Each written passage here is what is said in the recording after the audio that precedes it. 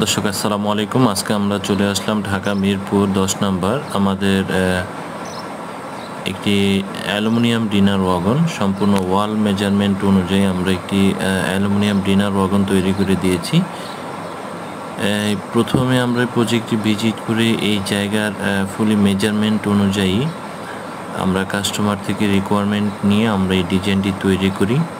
Customer আমাদের শোরুমে আসে, শোরুমে এসে আমাদের সরাসরি প্রোডাক্টটি দেখেন। আমাদের শোরুমে যে ডিসপ্লে রয়েছে সে অনুযায়ী আমরা ওনাকে কস্টিং শেয়ার করি।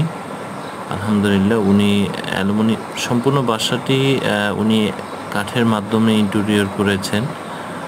সো ওনার সাথে আমাদের পরবর্তীতে কোনো একটা প্রোডাক্ট কিনতে এসে আমাদের এই ডিনার ওয়াগনটি ওনার পছন্দ হয়ে যায়।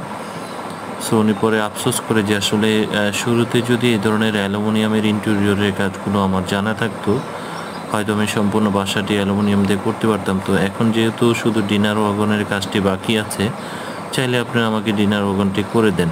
সো ইনশাল্লাহ পরবর্তীতে আমি হয়তো অন্য অন্য প্রোডাক্টগুলো পরিবর্তন করে আপনাদের অ্যালুমিনিয়ামের প্রোডাক্টটা ইউজ করতে পারবো। সেই অনুযায়ী ওনার বাসায় আমরা ভিজিট করে এই ডিনার ওয়াগনের কাজটি করে দিই।